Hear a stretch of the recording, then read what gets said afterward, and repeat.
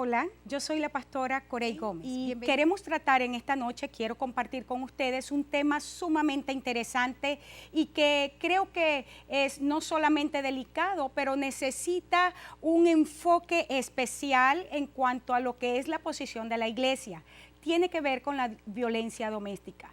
La violencia doméstica es uno de los problemas que en este momento está afectando fuertemente cada sector de nuestra sociedad, no solamente aquí en Estados Unidos, pero también en toda América Latina y en cada nación de la tierra. Una de las cosas que me he encontrado sumamente interesante, dicen los estudiosos, es que las personas que son víctimas de abuso se requiere de tiempo para poder salir de una situación de abuso y además de esto es un acto prácticamente heroico.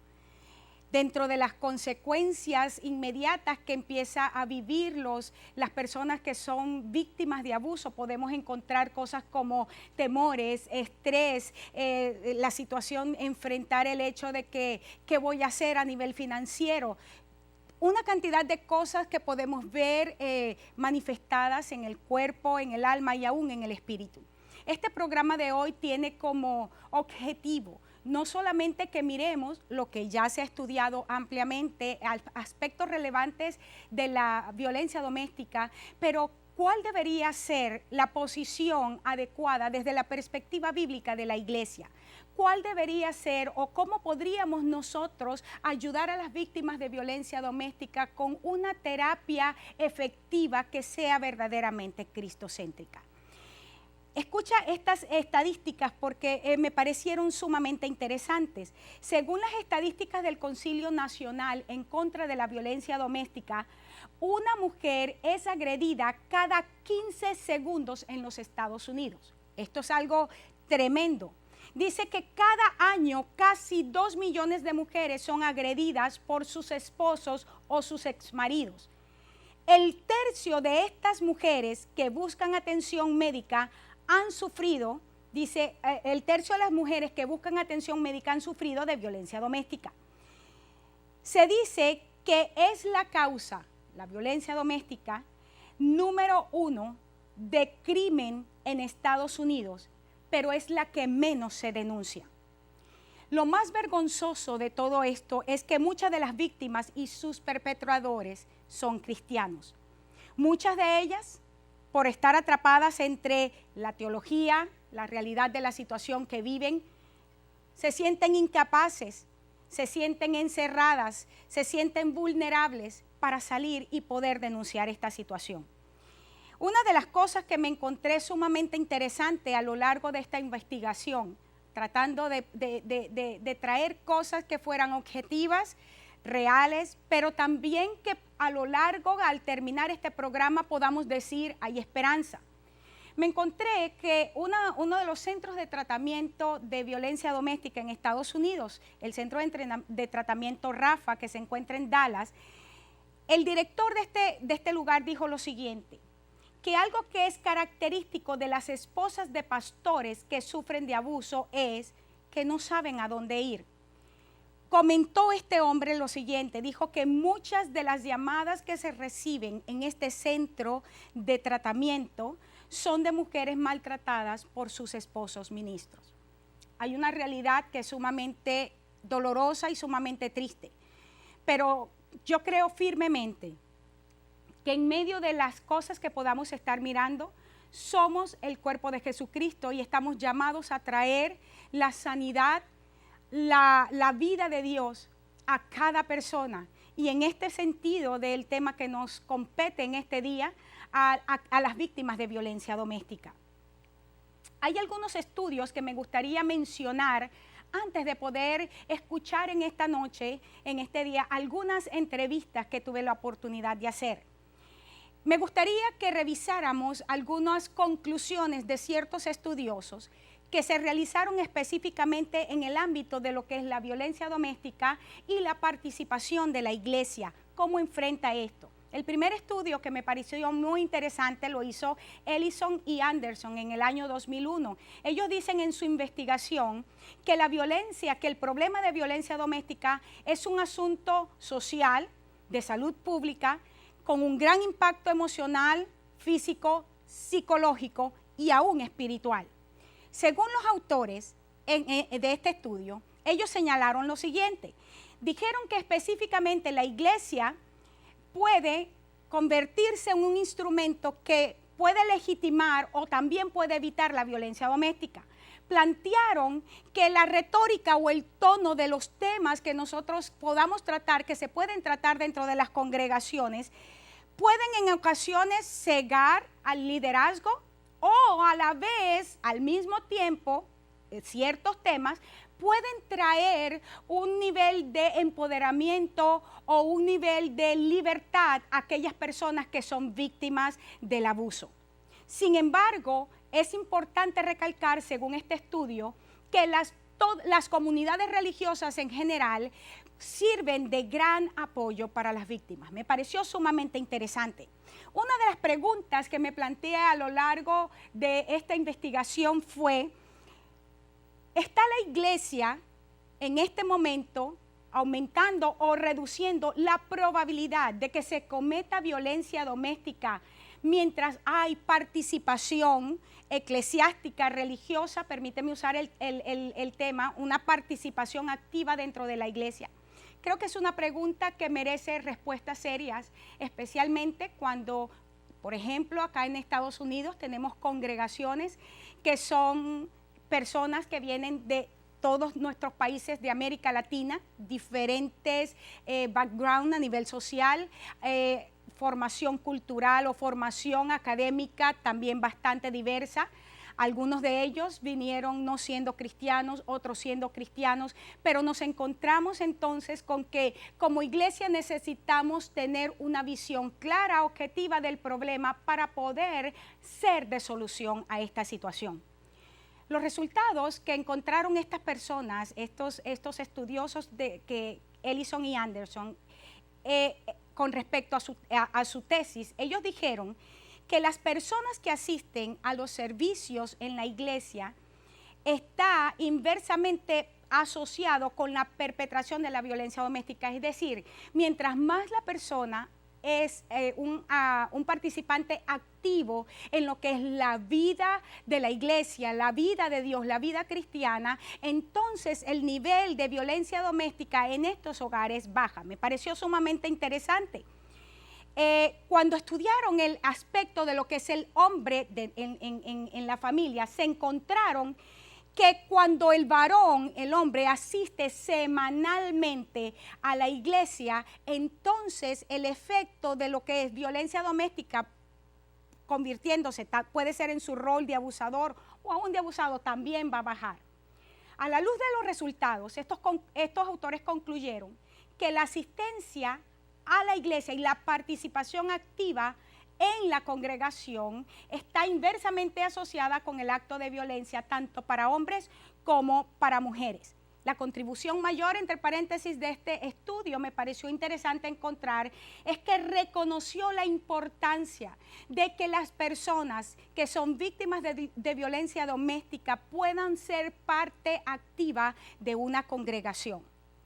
Muy interesante. Otro estudio que encontré que me gustaría que ustedes, poderlo compartir con ustedes, es tres psicólogos, Cunrandi, Caetano y Schaefer, en el año 2012, ellos hicieron un estudio con respecto a cuál era la participación de una manera más específica de la iglesia en lo que era la violencia doméstica. Ellos encontraron lo siguiente y concluyeron que la tasa, por ejemplo, en el caso de lo que es adicción en la parte de alcohol, en los hogares, difiere significativamente según el nivel de participación o compromiso de las personas en la congregación. Dijeron esto: mientras mayor es la asistencia a la iglesia, menos problemas de alcohol.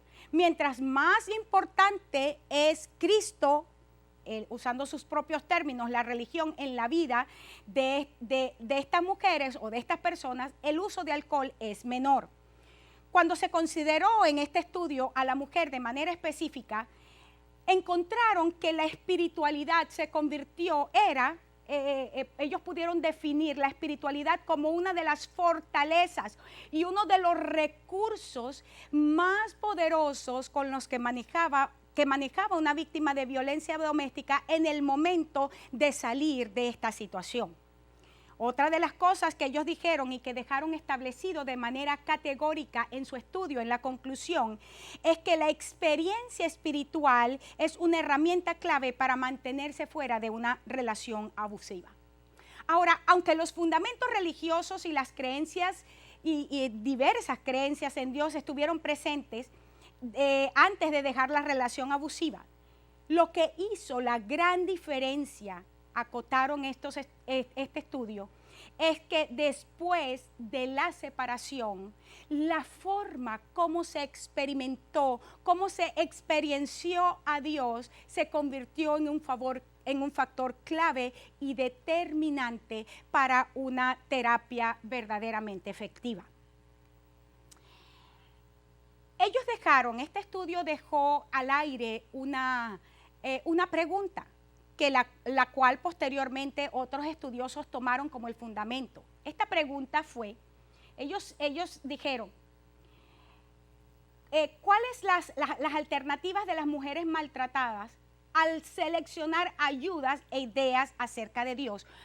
Estas distintas posiciones a nivel teológico que se tiene en la iglesia, ¿cómo ayudan verdaderamente a la mujer o a la víctima del abuso? Otros autores entonces tomaron esta pregunta y la hicieron la base de un nuevo estudio. Fue sumamente interesante. Ellos son Gisbrecht y Sevick y ellos estudiaron cómo el problema, cuál es la posición teológica, afectaba en el proceso para recibir apoyo. Y ellos encontraron lo siguiente. Ellos dijeron que en primer lugar, y es importante que lo diga, que se estableció que para todas estas mujeres la espiritualidad y la participación de la iglesia era importantísima dentro de lo que era parte integral de la identidad de ellas, pero al mismo tiempo parte integral del proceso de recuperación. Las experiencias entonces de abuso y aún las de reconstrucción o las experiencias que tuvieron en el tratamiento, en la terapia para poder ser restauradas, fueron efectuadas dentro del contexto de la fe cristiana, evangélica, conservadora y la participación de la iglesia. Por eso me pareció sumamente interesante este trabajo que me gustaría enfocar de manera especial. Ellos reconocieron, estos autores, que el proceso de la recuperación en la mujer y de su expresión o de su actitud llevaba a estas mujeres a que reconstruyeran en base a una fe saludable. Dentro de lo que era el proceso, se encontraron con que muchas de estas víctimas de abuso tuvieron la necesidad de confrontar en ciertos casos la actitud pasiva de ciertas congregaciones y de ciertos líderes. La investigación ratificó sobre todas las cosas la importancia que tiene la iglesia en lo que es la prevención de la violencia. Y fue aún un paso más allá cuando dijeron en su estudio de manera concluyente que el manejo de las doctrinas y de los dogmas y de las actitudes que fomentan la violencia doméstica, déjame rehacerlo, que los dogmas o actitudes o la parte teológica, como la asumimos, puede en ciertos momentos parar la violencia o puede de alguna manera también hacer que ésta se manifieste de forma activa en los hogares. Ahora fíjate esto. Hubo dos autores más, Kidmeyer y Levitt. Ellos hicieron un estudio donde se encontraron que en las iglesias cristianas habían mensajes conflictivos con respecto a la posición que se debe tomar en cuanto a las situaciones de abuso de autoridad dentro del hogar. La enseñanza bíblica de Dios con relación a una relativa importancia de seguridad personal y de la santidad del matrimonio. Ellos encontraron y afirmaron que los consejos, el apoyo, la guía espiritual edifican a unas personas, pero la misma posición teológica que se asume puede en otros casos llevar a esas personas a una posición de culpabilidad o de sentir que se merecen estar en ese lugar. Sostuvieron entonces que la definición o redefinición de la relación con Dios puede crear una fe que trae fortaleza o una ilusión falsa de seguridad. A raíz de esto, decidí revisar algunos aspectos de lo que es nuestra posición o lo que dice la Biblia al respecto. Creo que vale la pena que nosotros hagamos una revisión a la luz de esto. Y antes de pasar allí, me gustaría mostrarte lo siguiente. Estos autores insistieron en algo, a pesar de manifestar en su estudio que había una dualidad en la posición teológica de la Iglesia. Sin embargo, pudieron reconocer que históricamente la Iglesia ha tenido un papel fundamental, no solamente para luchar en contra de lo que es la violencia en el hogar, pero también en la parte de poder luchar por los derechos civiles de los individuos. Esto no solamente en Estados Unidos, valga la pena establecer, claro, porque la Iglesia como pueblo, como cuerpo de Cristo, a lo largo de la historia y a lo largo y ancho de lo que es el globo terráqueo, se ha caracterizado por desarrollar luchas que van más allá de llevar al individuo solamente a una posición de fe que le pueda proveer de una vida eterna, sino que también la Iglesia en su enseñanza se ha concentrado en poder ayudar a los individuos a salir de sus situaciones presentes de crisis para posicionarlos en quienes son en Dios y que puedan tener de sí mismos perspectivas saludables según la óptica de Dios. Un fenómeno más que me gustaría mirar rápidamente aquí, antes de que miremos una entrevista sumamente interesante y luego entonces tratemos la parte teológica, es el aspecto cultural que se miró dentro de estos tres estudios que te mencioné. Ellos dijeron que en la parte, cuando se estudia violencia doméstica acompañada de lo que es la religión o la creencia, se encontraron que el componente cultural constituía una forma en la cual, de manera implícita o explícita, había cosas que se salían de lo que era su estudio en el momento presente. Pero hubo algunas cosas que ellos concluyeron que me pareció interesante. Se encontró en uno de estos estudios que las hispanas, la mujer latina, manifestó mantenerse en una relación abusiva por más tiempo que cualquier otra etnia y experimentar el abuso sexual más que otro grupo racial. Esto se comparó y más o menos el tiempo en el que una mujer latina se queda en una relación abusiva es aproximadamente de 10 años. Me pareció esto algo increíble. Fue más allá y se encontró que solo la mitad reporta el abuso y busca ayuda de las autoridades. Solo 35% de ellas buscan atención médica y una tercera parte solamente busca la consejería. En informarlo a la policía fue la conducta más común, pero menos de la mitad le dio seguimiento a las órdenes de protección. Esto es algo sumamente interesante. Y terminaron diciendo los autores que ellos reconocen que la mitad de estas mujeres habían pensado cometer suicidio. Estas son las mujeres con las que estamos trabajando en nuestras congregaciones. Quiero dejarte estas breves líneas de estos estudios para que tú las pienses y de estas estadísticas.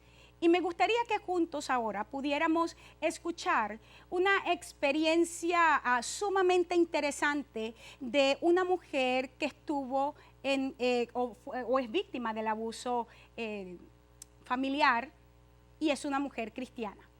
Te dejo con esta experiencia y es mi oración en este día que nosotros podamos convertirnos en gente más consciente del problema y gente con una carga por traer soluciones a esta situación dentro de nuestras congregaciones. Espero que sea de muchísimo beneficio la entrevista que ahora estás a punto de escuchar.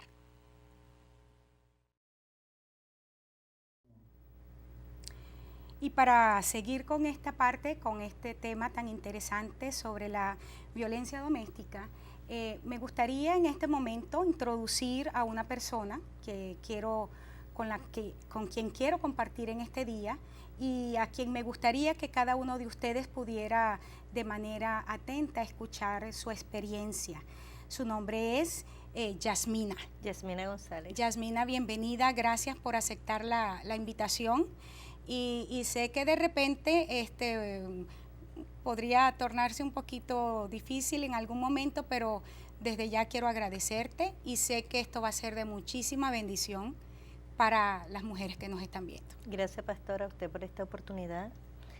Para mí es un privilegio ser parte de esta entrevista. Bueno, Yasmina, hemos venido tratando el tema de violencia doméstica y cómo de alguna manera ha habido un silencio dentro de nuestras congregaciones, y no necesariamente porque la gente no esté interesada, pero de repente porque no ha habido probablemente o porque no hay la información necesaria. Como programa, la idea nuestra en este programa está siendo poder educar, poder concientizar y, ¿por qué no?, traer una revelación del corazón de Dios para este tiempo y de cómo nosotros como iglesia podemos ayudar a tanta gente. Pero bien, me gustaría empezar y quiero decirles, Yasmina es venezolana.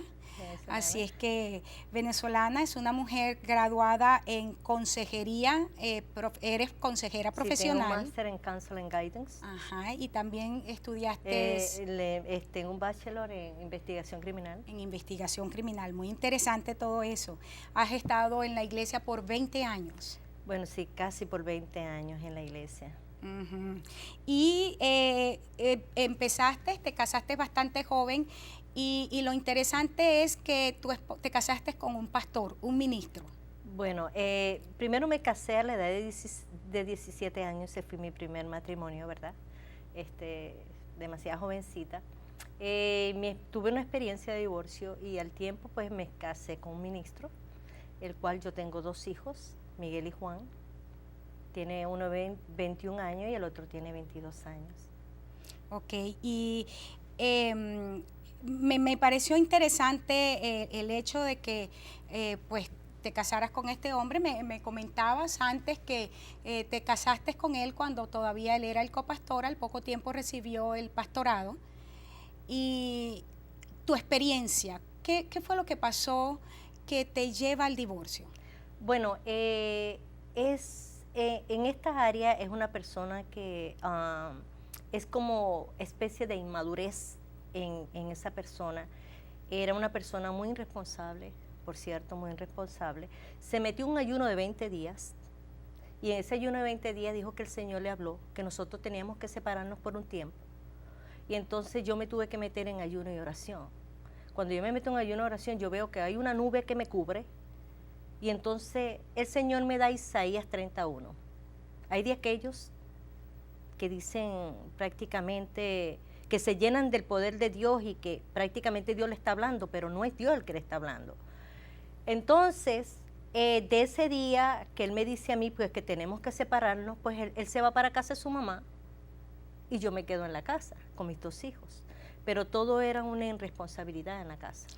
Me comentaste que justamente en el nacimiento de tu primer hijo tuviste casi un aborto con el primer hijo y estabas sola. Sí, prácticamente me dieron principios con acto de aborto y en ese momento yo le doy gracias a Dios, llegó un pastor de la iglesia pentecostal, que es familia de Gigi Ávila, cuñado de Gigi Ávila, y fueron mis padres, fueron los pastores que en realidad me dieron apoyo en todas las áreas, fueron los pastores que en el momento crucial de mi vida, porque yo estuve a punto de morir, uh-huh. El médico le tuvo que decir al pastor, bueno, ¿la salvo a ella o salvo al niño?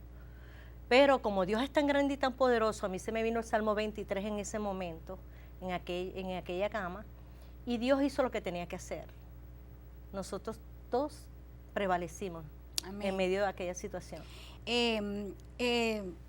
Para mí es interesante, ¿no?, el hecho de que pues tienes una experiencia como en la iglesia, casada con un pastor, vives esta situación, pero en realidad, vamos a decir, el tipo de violencia que viviste es lo que se conoce como negligencia y abandono. en ese tiempo. Sí, porque no estaba. Él nos abandonó a nosotros. En el momento que se necesitaba plan médico, se necesitaba medicina, ahí no había nadie. Solamente que estaba era mi pastor, que le agradezco muchísimo de paso. Ahora, se rompe el matrimonio. ¿Cuántos años estuviste casada? Bueno, ahí prácticamente, pastora, ahí se dieron 2 años nada más. Y enseguida yo había salido embarazada de Juan Miguel. Cuando Juan Miguel estaba ya recién nacido, ya todo estaba totalmente disuelto entre nosotros. ¿Qué pasó entonces? Tengo aquí que mis notas que estuviste 11 años sola. ¿Qué hiciste en ese tiempo? Bueno, estuve 11 años sola, pues seguí estudiando en Venezuela, seguí, eso ya estaba yo en Puerto Rico cuando eso, seguí estudiando, ahí fue cuando yo me gradué de investigación criminal. Después seguí mis estudios y hice mi máster en Counsel and Guidance, trabajé, crié a mis hijos, entonces me dio por me gradué del máster degree y entonces pasé para Houston, Texas, para acá, para Houston. Entonces cuando yo llego aquí, yo tengo unas amistades que todos son ministros y entonces pues entré en una relación con uno de un sobrino de unas amistades mías. Y ahí fue donde estaba el error. Hubo algo interesante que me comentaste, que fue que estabas en el servicio y te dieron una palabra profética. ¿Qué fue la palabra que te dieron? Bueno, cuando yo recién llegada aquí a Houston, yo llegué a una iglesia que no recuerdo ahora mismo, pero había muchos hermanos colombianos, bien lindos, bien amables, todo aquello. Pero hubo una palabra que me dijeron que iba a conocer una persona, que mis hijos no les iba a faltar nada, ni a mí ni a mis hijos, pero que de mí dependía, que iba a conocer un hombre. En menos de 6 meses yo conocí a esa persona. Viajamos a Miami, él vino a dialogar con mis hijos, nos conocimos muy poco, eso sí, pero hubo un momento en que en el trayecto en ese poco tiempo de habernos establecido nuestra comunicación, de conocernos, entonces él vino a hacer un pacto prácticamente que nos íbamos a casar y me entregó el anillo delante de mis hijos y yo creo que ahí es donde comenzó el error. Ahora, de manera interesante, a mí me llama mucho la atención todo ese contexto. Justamente uno de los énfasis en el programa que estamos llevando tiene que ver cómo es que se pueden dar este tipo de situaciones. Entonces, por eso tu experiencia me parece sumamente interesante. Justamente conversando, me decías que tu hija, antes de que tú te fueras para supuestamente a casarte, ella entra en una situación casi profetizándote. ¿Qué fue lo que pasó allí?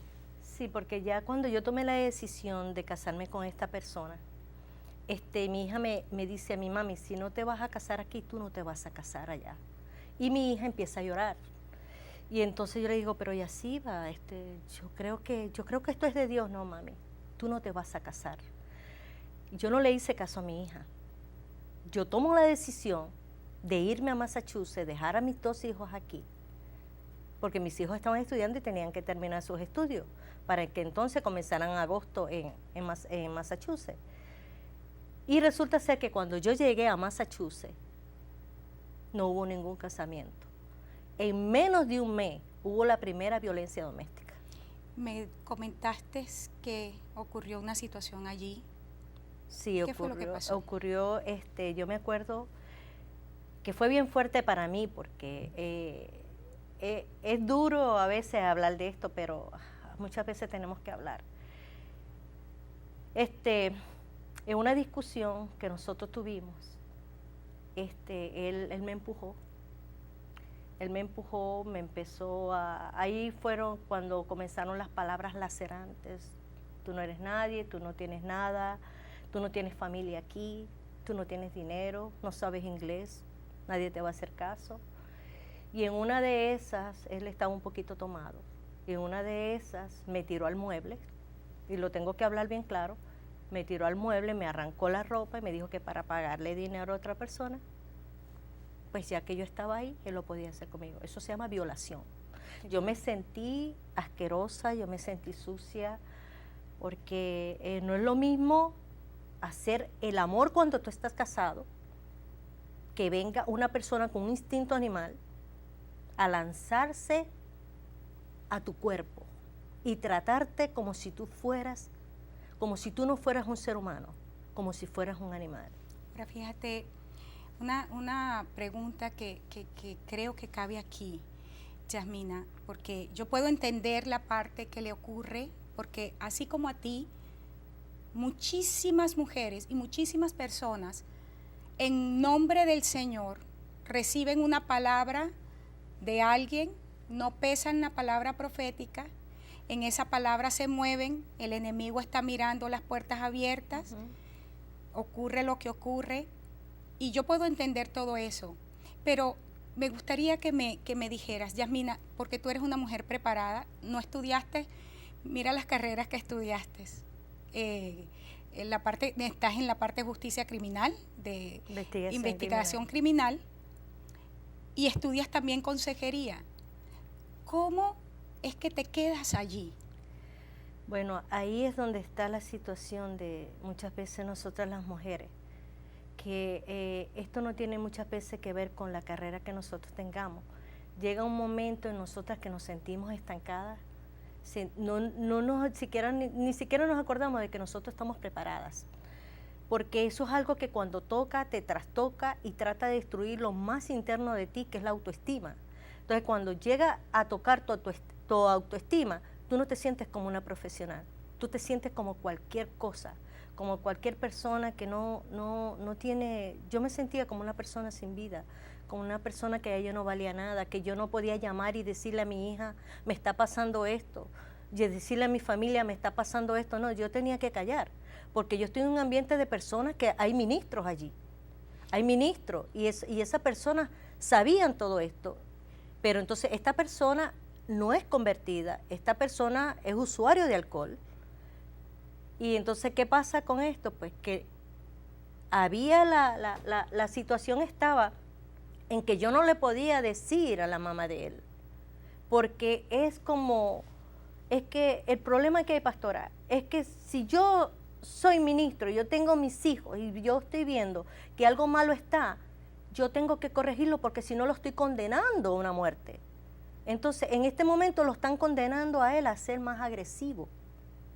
Entonces, me llama la atención, Yasmina, que comentabas anteriormente que él es hijo de ministro. Sí. Su mamá, me decía, corre un instituto bíblico y es ministro. Dirige un instituto bíblico, su hermano es ministro.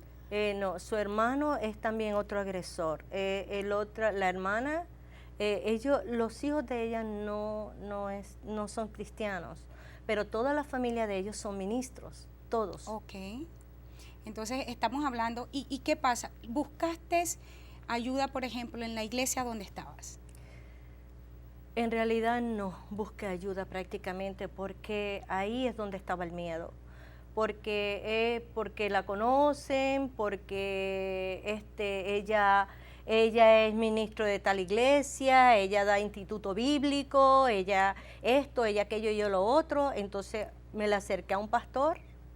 Y prácticamente los pastores te dicen, mira, yo no puedo porque yo conozco fulano de tal y yo tengo que mantenerme al margen. Esta no es una cuestión de que te mantengas al margen, esta es una cuestión que si Cristo vino a trabajar aquí en esta tierra, yo creo que los pastores tienen que ser seguidores de lo que dice la palabra.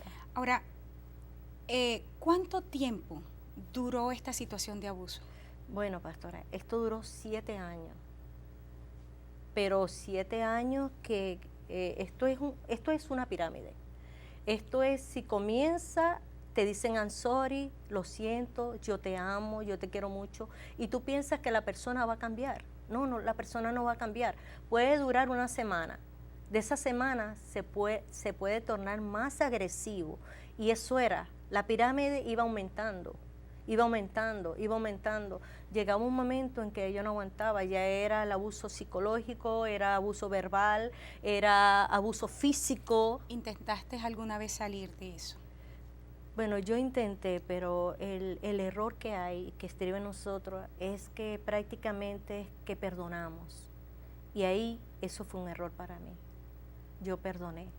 O sea, tú perdonabas pensando que iba a haber cambio. Sí, porque yo sentía como que algo muy adentro de él podía haber algo. O sea, era algo que yo sentía, pero yo estaba, era como que equivocada. Estaba equivocada, o sea, yo era como una venda, que es que tú no puedes ver mucho más allá de las cosas.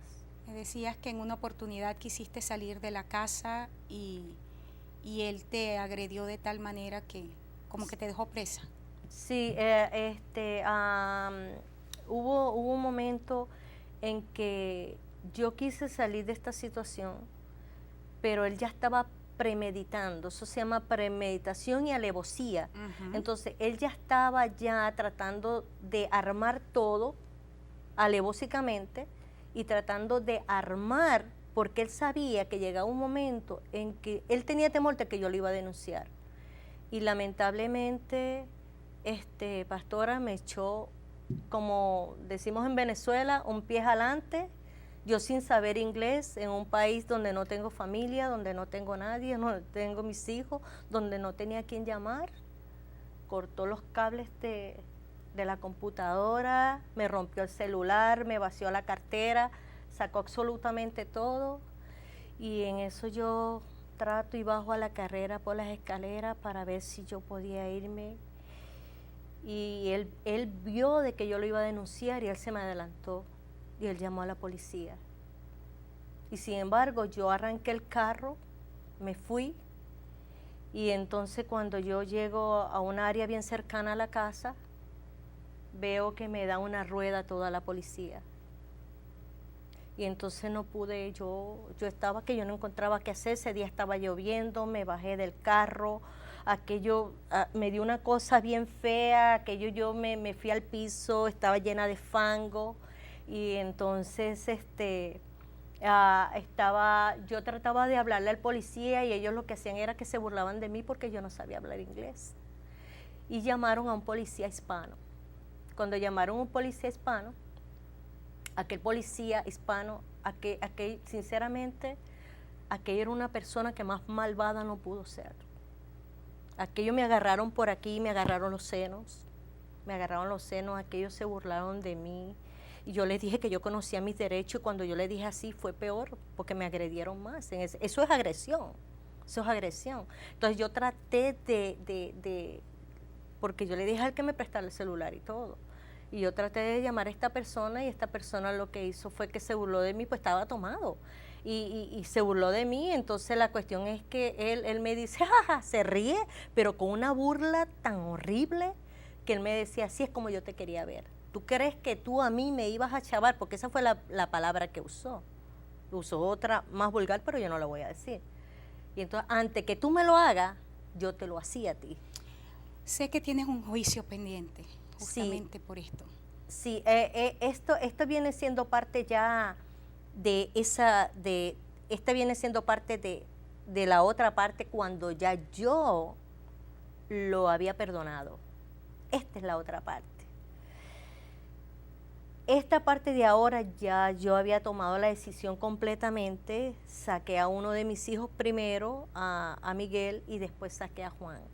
Pero Juan, el hijo menor mío de 21 años, no quería dejarme sola porque sospechaba de lo que estaba pasando. Esta persona agarró el carro completamente, agarró las llaves del carro, me dejó totalmente, o sea, que yo no pudiera tomar un vehículo para yo salir. Y yo tuve que llamar a unos pastores. Cuando yo llamé, ninguno de los pastores me quisieron dar ayuda. ¿Por qué? ¿Qué te dijeron? Bueno, pero mira, pero él dónde está, todo él dónde está, porque prácticamente hay miembros en la iglesia de él que conoce esta familia.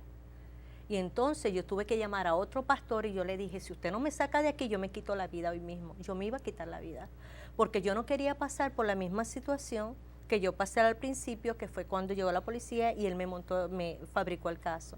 Eso fue fabricación de caso. Y entonces tomé prácticamente la decisión de que me sacaron al hospital. El hospital salió el 31 de diciembre. ¿Cómo estás trabajando en tu recuperación, Yasmina, en este momento? Porque Todo ha sido tan intenso. Sí, todo ha sido intenso y no es lo mismo sentarse aquí y hablar, porque lo mío es más fuerte todavía. Pero mientras yo estaba en Massachusetts era una agonía. El caso llevaba casi para 2 años y lo suspenden porque la persona tiene mucho dinero en la forma que él pueda. Entonces ahí hay envuelto ex juez, hay personas que trabajan en la corte, están metidos ministros que también tienen que ver con la política en Massachusetts. O sea, pastores que están... Ministros, son pastores. Entonces tienen que ver mucho con la política también en Massachusetts, y todos estos están envueltos, todos estos están en lo mismo. Y realmente pues sola, a mí me quitaron todas las ayudas que se le ofrece a una mujer cuando entra como víctima de violencia doméstica. Se supone que tenga un equipo de las agencias, a nadie, absolutamente nadie, ni intérprete. Ahora, ¿tú crees en este momento, tal por tu experiencia, cuál es tu impresión? Y siempre me gusta dividir lo que es la Iglesia de Cristo verdadera con la iglesia institucional. La iglesia tal como la conoces, ¿crees que está preparada para ayudar a que las mujeres en tu situación puedan afrontar el caso de violencia? No, las iglesias no están preparadas, pastora, porque cuando yo le pregunté a uno de mis pastores, le dije que por qué hoy día las iglesias, en uno de estos casos como parecido al mío, no hay ayuda. Él me contestó que hay ayudas en las agencias, no es en las agencias. Se supone que el área ministerial tiene que estar capacitado en todas las áreas, en todas las áreas ministeriales en cuanto a la iglesia. Y que si la otra persona tenía dinero, que entonces que yo tumbara el caso. Y entonces aquí yo le creo a Jesucristo. Yo creo que el Señor va a hacer lo que tiene que hacer en este tiempo. Yo sé que el Señor está haciendo conmigo porque yo sé que el Señor me está restaurando. Yo sé que al salir de Massachusetts para acá, para Houston, yo sé que yo vine en agonía. Y pues en realidad me tocó una bendición en un lugar. Precisamente esa bendición es un miembro de esta iglesia. Y pues esa hermana me habló, y yo sé que me habló en el Espíritu porque lo estoy viendo. Yo estoy viendo todo. Y realmente yo estoy viendo cómo el Señor está conquistando, está transformando, o sea, está como familia, nos está construyendo de nuevo. O sea, mis hijos, veo como mi hija ya se está acercando. Ya, o sea, es una bendición para mí. Esto es una bendición para mí, porque no es fácil. Esto no es fácil y esto es duro, porque o sea, lo mío es más fuerte, o sea, que todavía no lo estoy diciendo fuerte en realidad pero aquí es donde yo estoy viendo la restauración. En esta iglesia estoy viendo la restauración, estoy viendo el levantamiento, estoy viendo la bendición. Yo todavía no me lo creo que estoy aquí. Y para que podamos ir cerrando, Yasmina, porque pues lo interesante de tu caso para mí es la relación directa con gente que está en el ministerio, pero ¿cuál crees tú deberían ser una o 2 cosas que nosotros como iglesia podemos hacer para ayudar a otras mujeres que tenemos en nuestras iglesias en situaciones como la tuya? Bueno, pastora, yo creo que el ministro tiene que estar capacitado no solamente en la palabra, tiene que estar capacitado en todas las áreas que se relacionen con familia, porque el Señor estableció una familia. El Señor puso en las manos del hombre una familia para que ministre. Y si ese hombre va a ministrar a la familia y ese hombre verdaderamente es llamado por Dios, ese hombre tiene que estar capacitado aún con las agencias que están alrededor de la ciudad. Tiene que estar capacitado qué es violencia doméstica, qué es violencia intrafamiliar, qué es abuso de alcohol, qué es abuso de droga, niñas embarazadas. Tiene que estar capacitado en todas las áreas. La mayoría de mujeres hoy día que están en las iglesias y que están liderando son víctimas de violencia doméstica. Y sus esposos están liderando ahí también.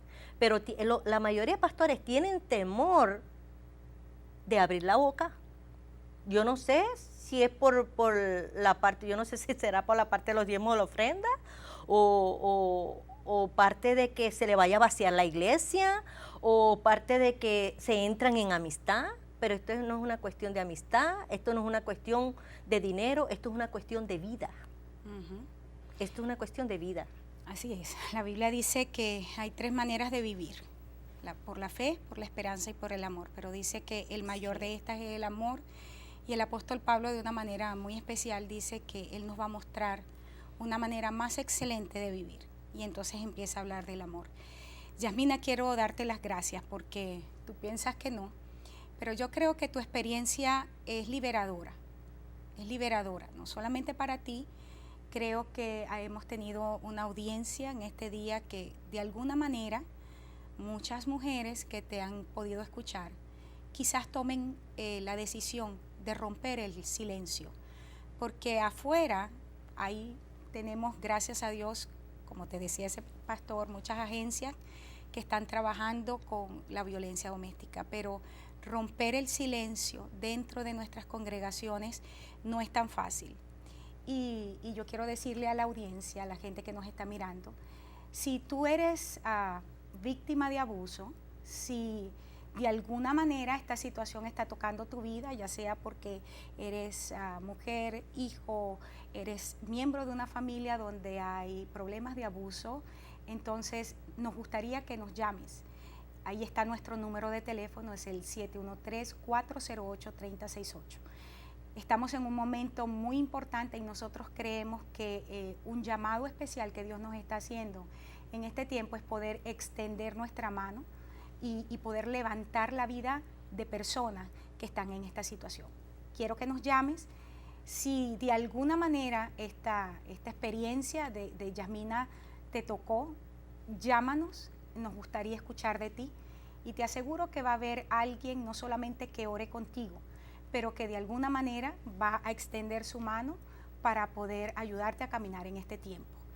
Yasmina, nuevamente gracias. Es el tiempo para finalizar el programa, pero estoy muy agradecida a Dios por tu vida. Creo que eres una mujer valiente, no solamente valiente en el hecho de haber decidido romper la violencia, el ciclo de la violencia. Está siendo violenta en este momento o fuerte en enfrentar la situación a nivel penal, llevando a este hombre a donde tiene que ir. Está siendo muy valiente al denunciar algo que mucha gente no se atrevería a denunciar, el hecho de que tu caso muy particular, familia de ministros, y al mismo tiempo muy valiente al poder estar con nosotros y compartir desde este programa. Entonces yo quiero bendecir tu vida y yo quiero declarar en el nombre de Jesús que más bien creo que este es el inicio de un posicionamiento de Dios para ti, que todas las experiencias, por dolorosas que sean, van a redundar en bendición tuya, en bendición de tus hijos, pero también en bendición de un pueblo que necesita ayuda. Yo quisiera decir algo rapidito. Ajá, ¿puedes decirlo? Yo quisiera decirle a cada mujer que estás mirando en esta hora, mujer, tú eres valiosa para Dios, no tengas miedo. Si estás en el proceso de violencia doméstica, solamente tienes que tener valor y esfuérzate. Ve a donde un ministro. Trata de salir de ese hoyo donde estás, pero no seas una víctima más. Dios te bendiga. Amén. Gracias, Yasmina. Nuevamente, ahí están nuestros teléfonos. Es el 713-408-3068. También puedes entrar por mi página en Facebook, es el www.facebook.com/Corey Gómez. También tenemos nuestra página, la página del canal, allí va a aparecer, también en este momento puedes anotarla, pero queremos que de alguna manera te comuniques con nosotros. Y de manera muy particular yo quiero declarar sobre la vida de cualquier persona que nos está mirando, víctima de abuso, quiero declarar en el nombre de Jesús que es tiempo de liberación. Quiero proclamar en el nombre de Jesús y ministrar directamente a tu espíritu que no estás sola, que no estás solo, que el Señor ha escuchado tu clamor y que de manera sobrenatural declaro la ayuda que viene del cielo sobre ti. Declaro en el nombre de Jesús fortaleza y declaro la capacidad para levantarte a hacer lo que necesitas hacer. Quiero bendecirlos y quiero darles las gracias nuevamente. El programa no se acaba, tengo otra persona para entrevistar, pero que el Señor te bendiga y te guarde. Amén. A cada uno de los que nos están oyendo en este momento también. Gracias. Y gracias, pastora, por esta oportunidad que me diste. Bueno, Yasmina, Dios te bendiga. Amén. Continúa con nosotros porque tenemos otros segmentos muy interesantes.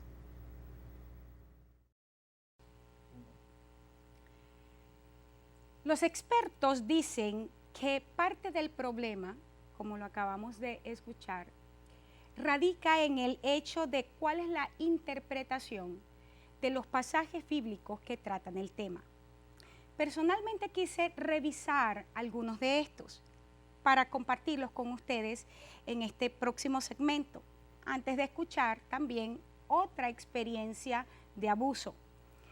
En Efesios capítulo 5, versos 22 al 24, nos encontramos al apóstol Pablo diciendo lo siguiente: las casadas estén sujetas a sus propios maridos como al Señor, porque el marido es cabeza de la mujer, así como Cristo es cabeza de la iglesia, la cual es su cuerpo y Él es su Salvador. Así que como la iglesia está sujeta a Cristo, así también las casadas lo estén a sus maridos en todo. Este es un pasaje sumamente interesante del apóstol Pablo, hablándole a una de las iglesias más maduras que él, a las que él cubría, y en donde se está utilizando el matrimonio como un ejemplo para hablar de lo que es la relación Cristo-la iglesia. Es interesante que uno se encuentra, y es algo que me he encontrado toda mi vida, que tengo en el Señor, que hay muchísimo criterio humano interpretando este pasaje.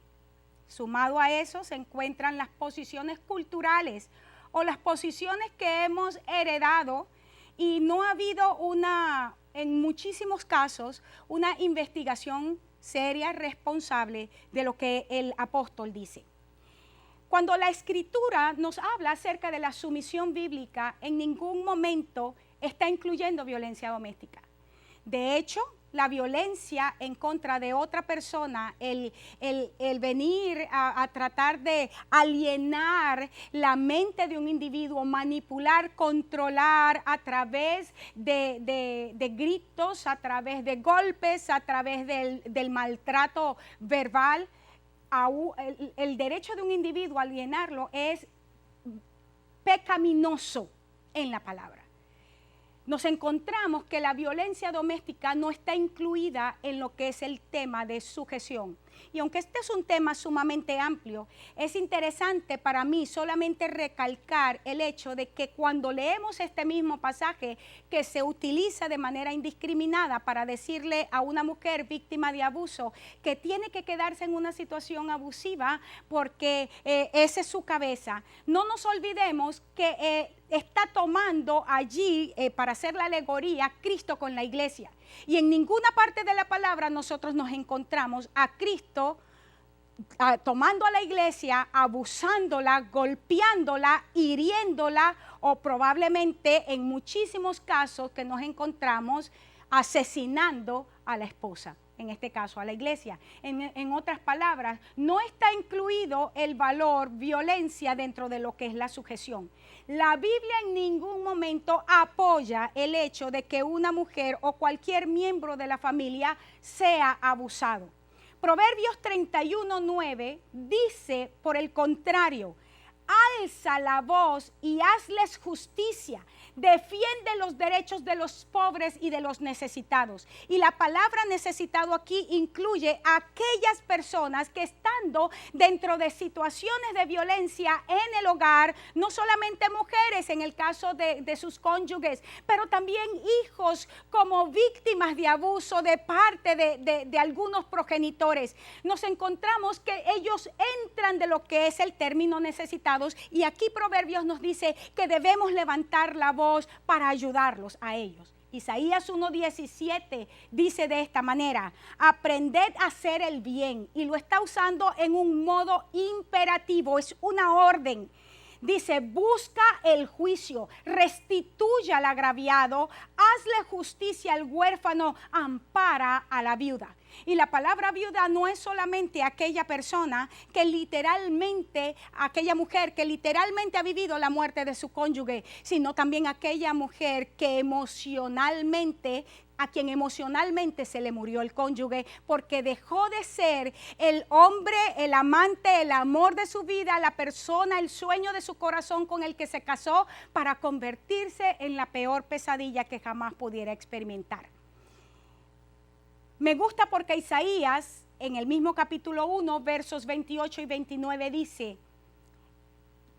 habla en Efesios, el pasaje que traía de Efesios, continúa diciendo, versos 28 y 29, dice, el que ama a su mujer, a sí mismo se ama, porque nadie aborreció jamás a su propia carne, sino que la sustenta y la cuida, como también Cristo a la iglesia. Es bien interesante y bien hermoso como el mismo apóstol que está diciendo que la casada debe estar sujeta a su marido, como Cristo a la iglesia, también le dice al esposo que el que está amando a su mujer se está amando a sí mismo, y ninguno de estos abusadores se quisiera abusar a sí mismo. Así es que es interesante que hagamos una revisión, y no solamente interesante, creo que es importante y determinante en el tiempo que nos ha correspondido vivir como iglesia, hacer una revelación, hacer una revisión seria de lo que ha sido una teología mal manejada hasta este día. Otro de los pasajes que me encuentro es cómo Jesús siempre, a pesar de vivir, de estar, de ser parte de una cultura donde el varón no solamente era el centro, sino que de muchas maneras vamos a decir, cosas culturales de los paganos que penetró al cuerpo de Cristo. La mujer en Israel en ese tiempo era menos que nada, aún era menos que un perro, así se consideraba. Sin embargo, la actitud de Jesús al respecto fue interesante. Lo puedes ver, por ejemplo, cuando fue y se encontró con la samaritana, la manera no solamente respetuosa, aunque directa, con la que le habló a esta mujer. Jesús siempre manifestó un respeto, dignificó el rol de la mujer en todo sentido. Y si hay algo que como iglesia necesitamos emular, necesitamos en este momento establecer como un patrón, un parámetro de vida, son la manera en que Jesús caminó y la manera como Jesús siempre se relacionó con las mujeres. Creo que este tema, aún tenemos mucha tela por cortar, apenas estamos empezando, y quisiera que en el próximo segmento que vamos a tener, vamos a escuchar otra mujer víctima de abuso, un caso también bastante interesante que creo que va a ser de muchísima ayuda para aquellas personas que son víctimas de violencia. Y en este momento me gustaría decirte, si tú necesitas ayuda, si eres una persona víctima de violencia, ahí están nuestros teléfonos en pantalla. Tenemos gente que quiere ayudarte. Somos una congregación que quiere ayudar de manera efectiva a las víctimas de la violencia. Así es que siéntete en confianza y llámanos, haznos preguntas. Te dejo ahora con mi siguiente entrevistado.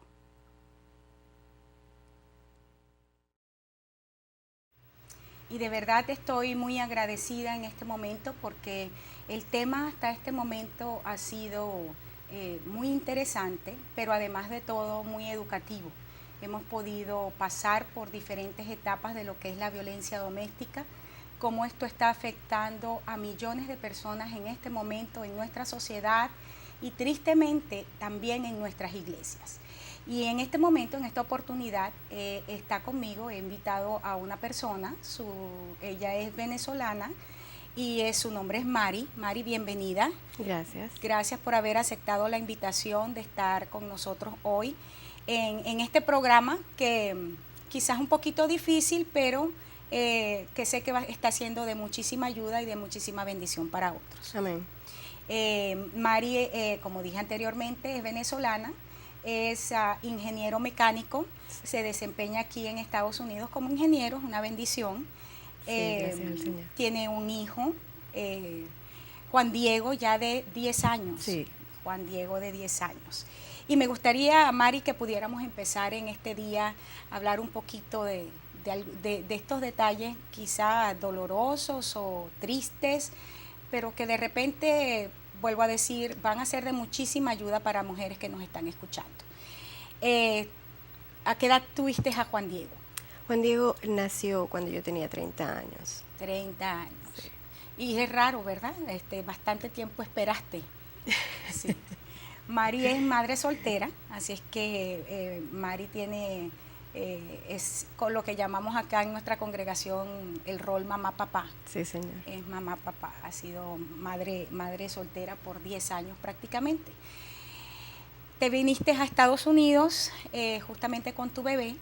Sí. ¿Cómo fue esto de que te casas estando en Venezuela, tu esposo estaba acá? Sí, yo me casé estando en Venezuela con un americano. Mi esposo se quedó acá. Yo me regresé a Venezuela. Al año regresé acá. El bebé estaba bien pequeñito, a 2 añitos cuando ya llegamos a los Estados Unidos. Bueno, y realmente inmediatamente después que nosotros nos casamos, él cambió de actitud, empezó a dudar de si él quisiera estar casado o no, de cuáles serían las condiciones para nosotros vivir juntos, o que quizás evaluó la posibilidad de que yo pudiera vivir separada de él, aún estando casado. Yo creo que en este interín él por eso me envía a Venezuela, quizás para aclararse un poco él. Luego ya regreso y vengo a vivir con él, y parece que los trabajos de la casa para él eran muy importantes. Y en una oportunidad, con el bebé en brazos, yo le hice un planteamiento y él sencillamente me tiró el plato con el bebé en brazos. Después de esa noche ya sí, yo hice un blackout. La verdad se me fue todo a negro y yo tenía que salir, decidí salir. Ya. Luego entramos en un juego un poco, lo llamo juego porque es este tipo de violencia que es más te digo y te doy y lo que puedo hacer por ti, lo que no puedo hacer por ti, ese tipo de cosas, ¿verdad? Y hasta el punto de que yo no puse denuncia ni nada en esa oportunidad. Sus hijas mayores estaban en la casa. Yo no sabía nada de esto, estaba muy recién llegada, quizás muy inocente para resolverlo. Quizás en ese momento él quiso amedrentarme, yo tampoco sé por qué lo hizo, ¿verdad? Pero bueno, él quiso seguir con el proceso. Yo me vine a trabajar a Houston, quiso que siguiéramos juntos, ¿verdad? Yo me vine a trabajar a Houston, compré una casa, luego él empezó a tener problemas en Boston y él quiso salir de su casa en Boston para rentarla porque no podía mantenerla, entonces me propuso venir acá.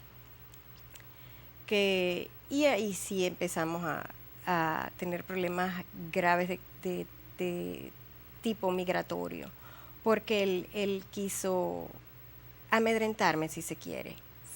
Si tú no me aceptas en tu casa, yo no continúo el proceso. Yo no voy a vivir en tu casa como tu esposo, solo te voy a pasar una mensualidad de $250 y entonces así continuaría el proceso. Voy a venir no sé cuántas veces al mes y todo ese tipo de condiciones. Y yo le dije, mira, no, está bien, dejémoslo todo así, no ha pasado nada, yo me regreso si tengo, yo asumo las consecuencias del caso. Entonces él empezó a sacar toda esta serie de cosas y yo hice mi, ¿cómo se diría? Introduje una, si se quiere, apelación al caso de migración por lo que había pasado con la violencia doméstica y a lo que yo había estado sometida en ese tiempo. Y por eso fue que Inmigración gestionó, me procesó. Y justamente una de las cosas que me parece interesante en tu caso, Mari, es porque yo sé que tenemos hoy muchísimas mujeres que nos están mirando, que están en una situación de abuso y están allí porque, al igual que tú, llegaron a este país y para resolver su situación migratoria piensan que necesitan quedarse en un lugar donde no están a salvo, donde aún sus vidas están corriendo peligro. Y tu caso nos ayuda a poder traer a estas mujeres una palabra de esperanza, no solamente porque hay un sistema legal que está disponible para ayudarlas, aunque no necesariamente siempre va a operar a favor de ellas, porque pues todo esto es un juego, usando tu misma palabra, pero por lo menos hay leyes en este país que están respaldando a las personas que están en situación de abuso. Y tu caso es uno que afortunadamente en el Señor terminó satisfactoriamente, por lo menos en ese sentido, porque tu caso de recuperación aún no ha terminado. Sí. Y quedamos entonces donde introduces el caso.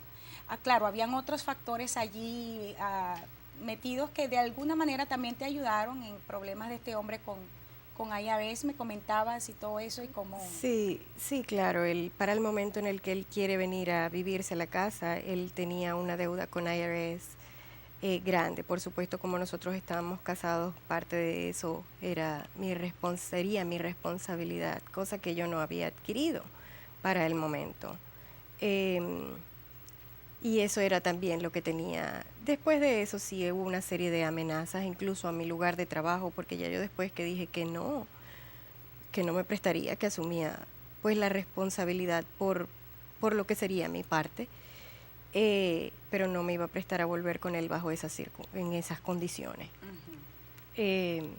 Entonces fue cuando él empezó a llamar a la oficina y a dejar amenazas en las grabadoras y eso, porque ya yo no quería hablar. Ya para ese momento yo estaba bien asustada, ¿ok? Yo no conozco este país, yo no conozco las leyes, etcétera, etcétera. Yo solamente sabía que tenía que trabajar para mantener mi familia.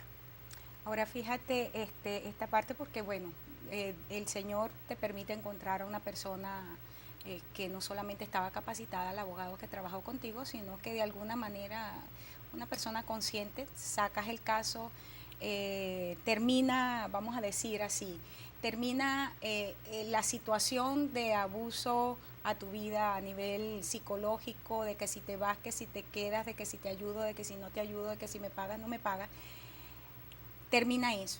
Pero empieza un nuevo aspecto en lo que es tu vida, porque empieza la etapa de la recuperación.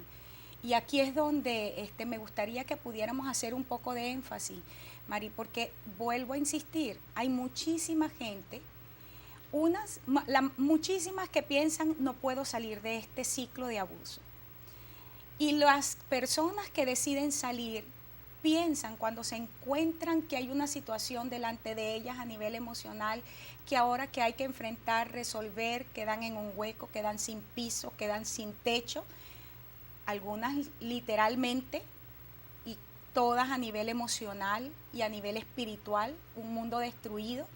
En el caso tuyo y en el caso de muchísimas mujeres que nos están viendo, con hijos, responsabilidad, un país nuevo, leyes nuevas, nueva cultura. ¿Qué voy a hacer? Esa es la primera pregunta que viene. ¿Qué voy a hacer? ¿Cómo lo voy a hacer? Y el sentirse perdidas, el sentirse desesperanzadas, el sentirse de repente inhabilitadas es muy común.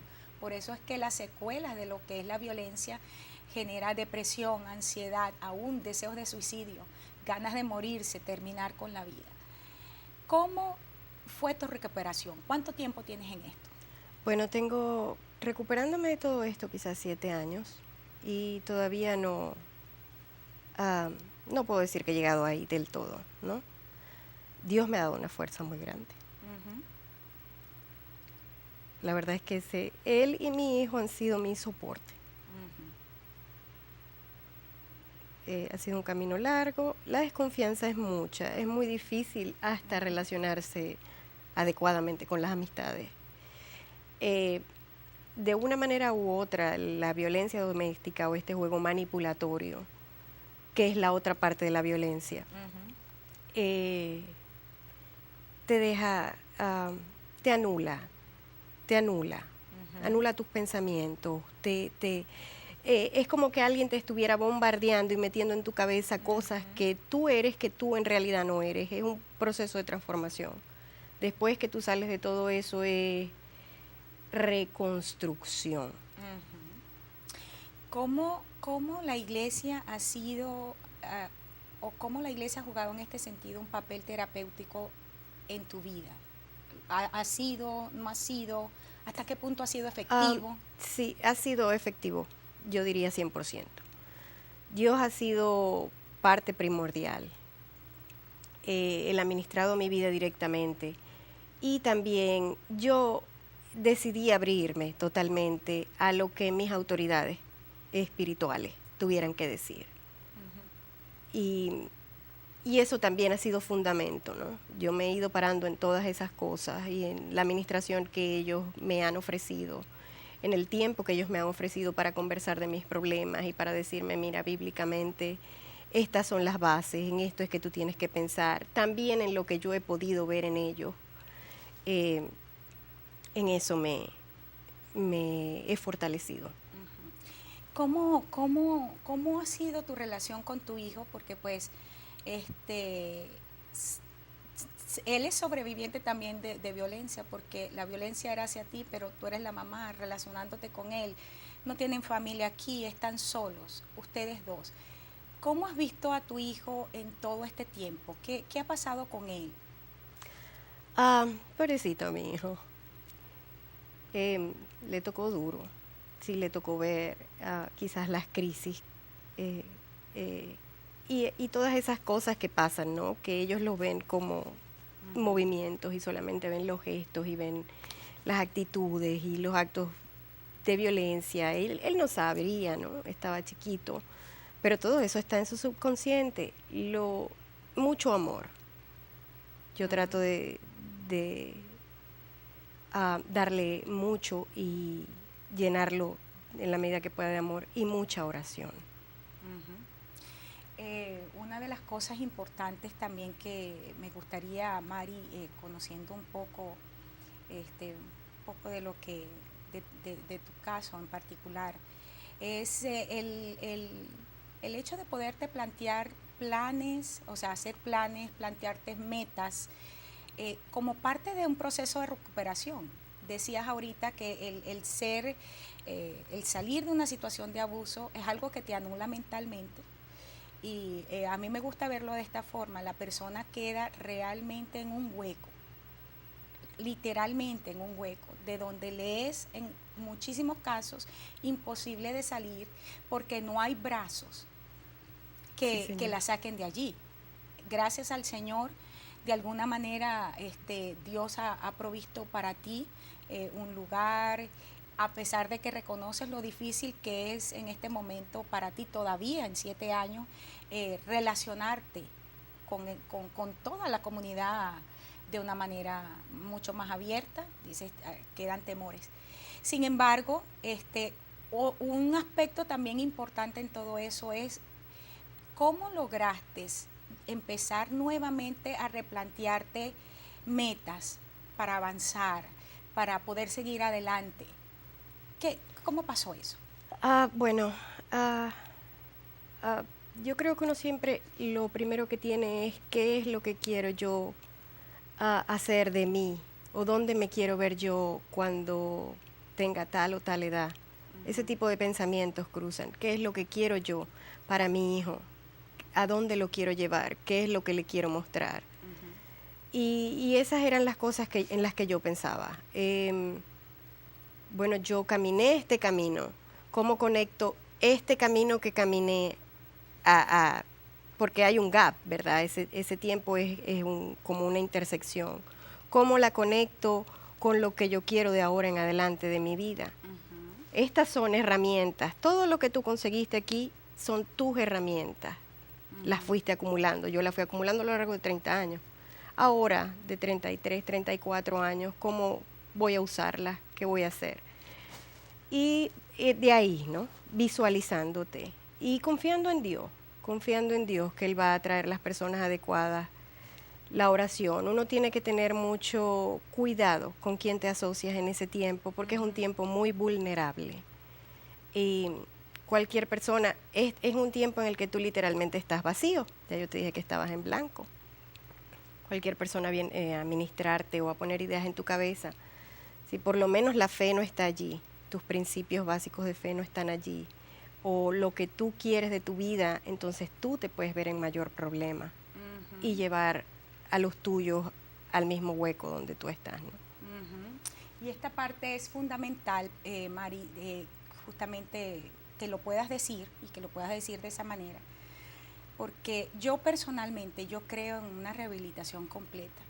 Sé que en Dios las cosas no son mágicas Y una de las cosas que Dios ha estado ministrando en mi vida, yo diría que en el último mes, que tiene que ver con Apocalipsis, cuando habla acerca de un árbol que está en un lugar y dice que sus hojas son para medicina.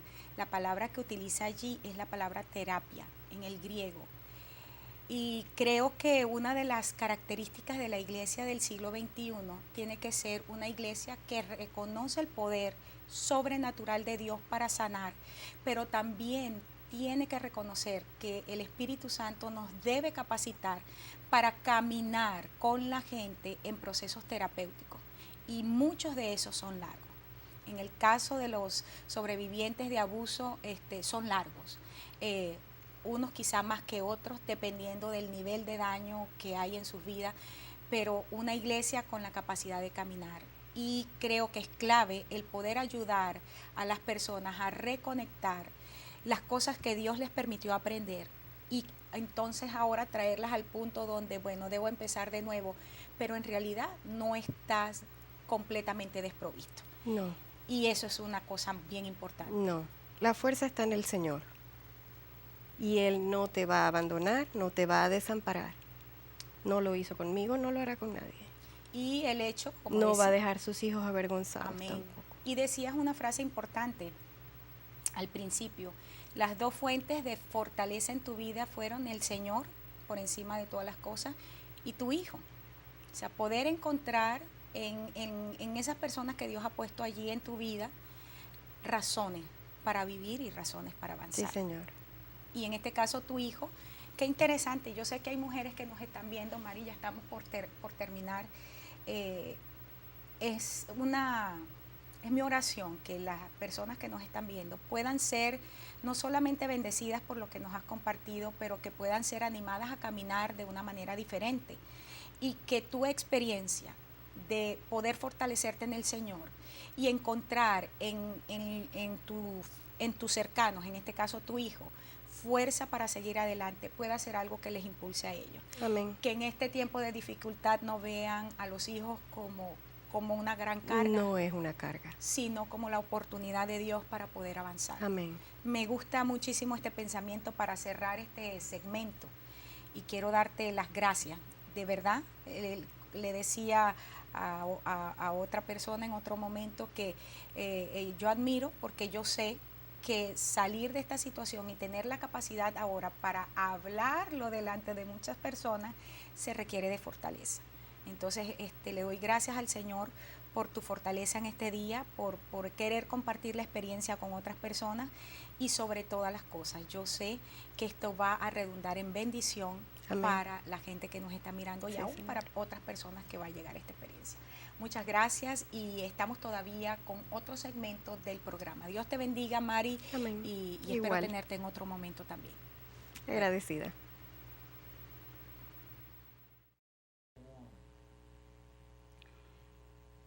Hasta este momento ha sido sumamente interesante escuchar el relato de nuestras dos invitadas, y también poder ver de manera no tan profunda, pero por lo menos pudimos tocar cuál ha sido esa posición que como iglesia en algunos casos se ha asumido. Vuelvo a decir, porque nos hemos conformado con repetir cosas que escuchamos. Sin embargo, a lo largo de este programa, yo personalmente como mujer me he sentido desafiada, como mujer que soy pastor, líder de la iglesia, como una mujer que puedo influenciar la comunidad. Me he sentido realmente retada a poder traer soluciones, aportar soluciones al problema. Y pensando en algunas de estas a la luz de esto, quisiera compartir contigo algunas cosas que considero necesitamos como Iglesia de Cristo implementar para tener una terapia verdaderamente cristocéntrica. Te vuelvo a decir, yo creo que Jesucristo es la respuesta a todos nuestros problemas, pero tener la sabiduría para implementar el fundamento, para utilizar el fundamento que es la persona de Jesucristo en una terapia de recuperación para víctimas de abuso, creo que es en este momento algo fundamental y para lo cual necesitamos revelación. Permíteme compartir contigo en los próximos minutos algunas cosas que me di el permiso de escribir. Creo que si hay algo importante, cómo podemos ayudar a las víctimas de abuso, en primer lugar sería ayudándoles, cuando iniciamos la terapia, a reconocer la realidad de una relación abusiva. Muchísimas de estas personas, por la situación que enfrentan, temores, conflictos internos, ansiedades, depresión, angustia, no saber a dónde ir, no saber qué hacer, se encuentran en situaciones, muchísimas de ellos, donde no solamente asumen esa posición pasiva frente al abuso, pero en muchos casos ellas están, mujeres, hijos, quienes sean, de alguna manera están avalando la situación y creyendo que de cierta forma se lo merecen. Es importante dentro de lo que es una terapia ayudarles a hacer una diferencia entre lo que es la realidad de la verdad que viven versus el idealismo de decirse nada pasó, va a cambiar, mañana va a ser diferente, yo sé que las cosas pueden ser distintas. Creo que otra cosa importante que pudiéramos hacer es, como personas que queremos involucrarnos dentro de lo que es la recuperación de las víctimas de abuso, es poder ayudar a estas personas a salir de lo que es el impacto del aislamiento. El aislamiento es una de las prácticas más comunes dentro de los hogares en los cuales hay abuso, donde no se le permite al abusado acercarse relaciones tan íntimas, tan cercanas con sus parientes, con amigos o con personas externas, porque normalmente el abusador tiene temor de que lo que se está viviendo en el hogar pueda salir de las cuatro paredes. Esto crea, en el momento que una persona víctima de abuso decide salir por lo menos de ese lugar, queda con muchísimos temores, y lo veíamos dentro de una de las experiencias que escuchamos, para volverse a relacionar. Entonces, ayudar a la persona a salir del impacto de lo que ha sido el aislamiento en su vida para poder tener relaciones saludables. Cuando la palabra de Dios habla de que somos un cuerpo y que somos miembros los unos de los otros, esto involucra en sí mismo lo que es sanidad. Una terapia dice que cada miembro ayuda al otro miembro, los miembros se ayudan a sí mismos para desarrollarse mutuamente, para crecer, y esto es realmente el corazón de Dios. Es maravilloso podernos ver a nosotros como comunidades terapéuticas que podamos ayudar a los demás a salir de estos problemas. Es ayudarlos a reconectarse, a fortalecerse y a enseñarles, por supuesto, a recibir las relaciones de sostén, sobre todo al principio de la terapia, porque es un tiempo vital en la vida de ellos. Otra de las cosas que puedo concluir a partir de todo esto es que es importante ayudar a las víctimas de abuso a que hagan ajustes para enfrentar la nueva vida.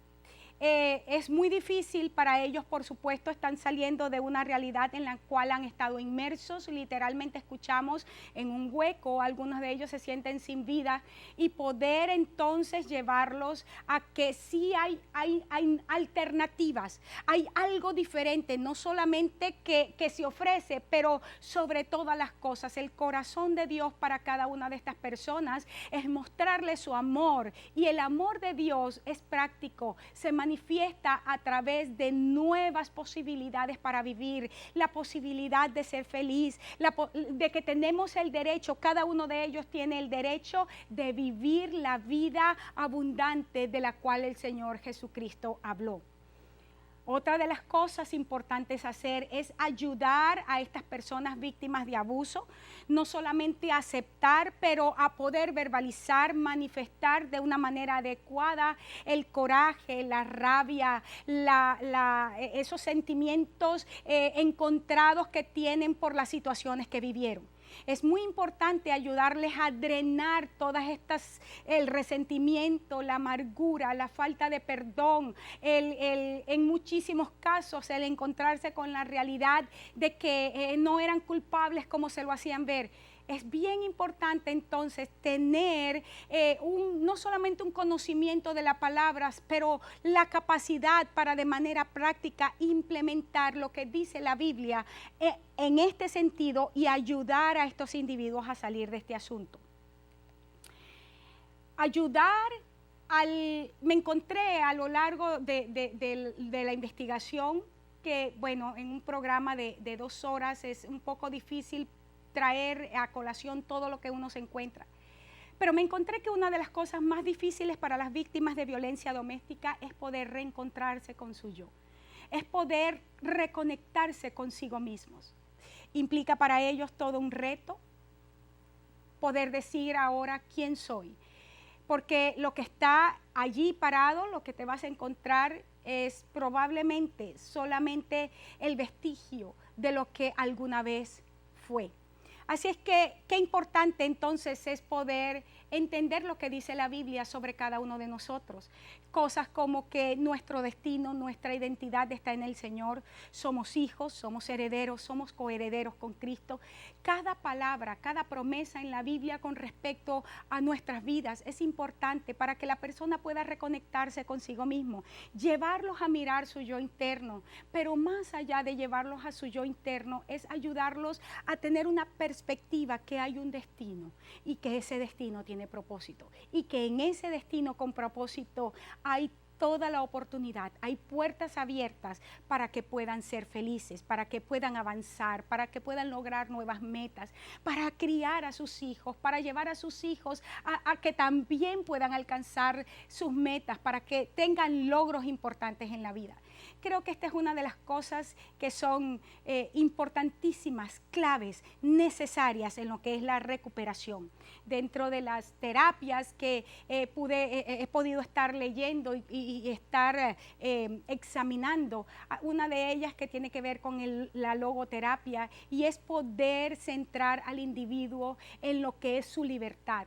Nadie puede robarte esa libertad, es el derecho inalienable de todo individuo. Pero este hombre, el autor de la logoterapia, establece algo que es sumamente interesante. Cómo poder centrar a una persona en lo que es metas allá, cosas que están adelante, y que el poder que se emana a partir de allí, entonces es lo que ayuda al individuo a avanzar. Me gusta como lo dice el autor de Hebreos en el capítulo 12, dice, poniendo los ojos en Jesús. Él es el autor y el consumador de nuestra fe. Pero no es poner los ojos en Jesús de una manera religiosa o de una manera pasiva, pensando que Él lo va a hacer todo por nosotros. Es poner los ojos en Jesús, el hombre que caminó en la tierra, que nos dio un ejemplo de vida, que nos manifestó cómo puede haber un estilo de vida práctica donde hacemos por los demás, pero al mismo tiempo logramos el destino, el propósito para el cual fuimos creados. Poniendo los ojos en Jesús, autor y consumador de la fe. Me gusta también la parte de que es importante en lo que es este punto reafirmar la fe de las víctimas de abuso.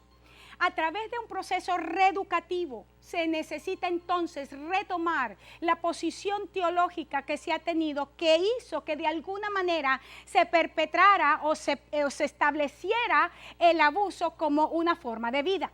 Me gustaría entonces que en este momento darme el permiso de decirte que es importante en este paso poder sentarse con el liderazgo, sentarse de una manera seria, sistemática, a estudiar lo que dice la palabra y poder encontrar los verdaderos principios de vida que se encuentran en la palabra de Dios. La Biblia dice que en la palabra, en ella parece que encontramos vida eterna, pero es la palabra la que da testimonio de Dios. Ahí encontramos el testimonio del Padre, un Padre que lo entregó a su Hijo por amor a la humanidad. Déjame decirte que no hay nada más liberador que saber que el Dios que servimos es un Dios que que escogió amarnos a pesar de quienes éramos. Es un Dios que escogió aceptarnos a pesar de todas nuestras faltas, a pesar de nuestros errores.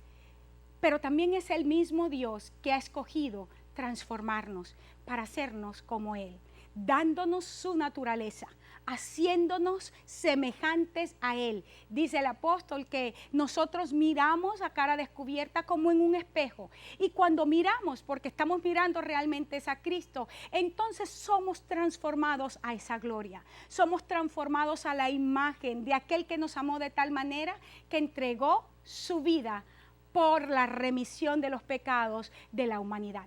Otra de las cosas interesantes que encuentro y que deberían formar parte de lo que es un verdadero proceso terapéutico centrado en una teología saludable, centrados en una doctrina saludable de quién es el Señor, es que es importante llevar a las víctimas de abuso a celebrar la perspectiva de sí mismo, quiénes son en Dios.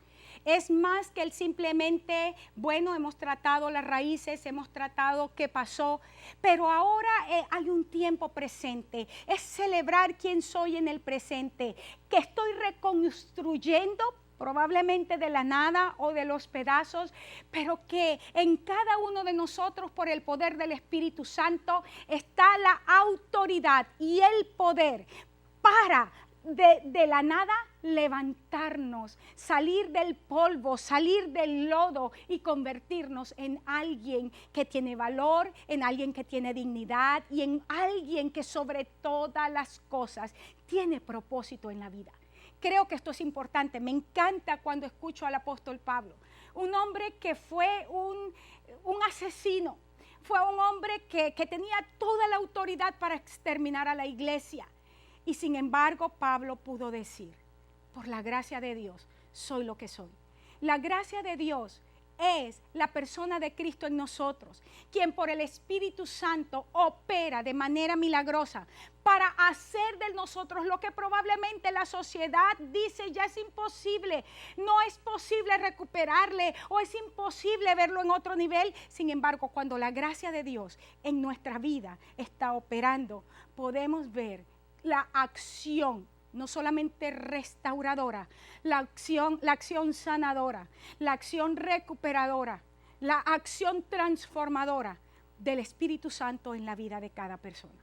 Así es que celebrar quienes somos en el Señor, porque Él nos ve a nosotros como un producto que ha sido acabado, terminado en su mano, que es hermoso y que tiene destino. ¿Qué podemos entonces hacer con una terapia que es cristocéntrica? Me gustaría dar unas palabras finales, por ejemplo, en primer lugar, a las mujeres abusadas. Es importante que usted comience a creer que sí hay la oportunidad para una nueva vida, que sí hay ayuda y que sí hay una vida para ti, que es buena y que Dios tiene propósitos para ti. El Señor dice a través del profeta Jeremías que Él tiene pensamientos de paz y no de mal, para ayudarte a alcanzar tu destino. Eso es lo que Él dice y yo lo creo. Es importante, si eres víctima de abuso, no importa dónde estés, es importante que hables con alguien de confianza, que de alguna manera trates de ponerte a salvo. Déjame decirte si alguien no te lo ha dicho. La palabra de Dios dice que hay 3 cosas por las cuales vivimos: la fe, la esperanza y el amor. Y la mayor de estas es el amor. Por el amor, no solamente que Dios te tiene y que tú le tienes al Señor, por el amor que tienes hacia tus hijos, por el amor que debe haber hacia ti misma, es importante que decidas salir del lugar donde estás y ponerte a salvo. Y luego de que estés en un lugar donde te sientas segura, entonces puedas iniciar la recuperación. Y si quieres, está bien, la conversación con la otra persona, pero necesitas estar en un lugar a salvo. Esto es importante. Puedes vivir la vida por fe, pensando, Dios va a hacer algo, mañana va a cambiar, pero déjame decirte, dice la Biblia que mayor que esto es el amor.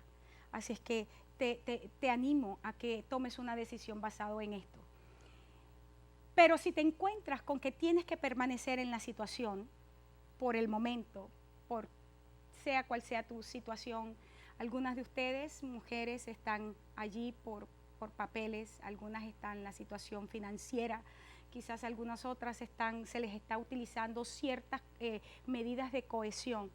Y si en realidad es imposible que por el momento salgas de allí, es importante, escúchame esto, que traces un plan de seguridad personal y un plan de seguridad para tus hijos en caso de que se presente algún episodio de abuso, para que no desencadene en cosas que haya que lamentar.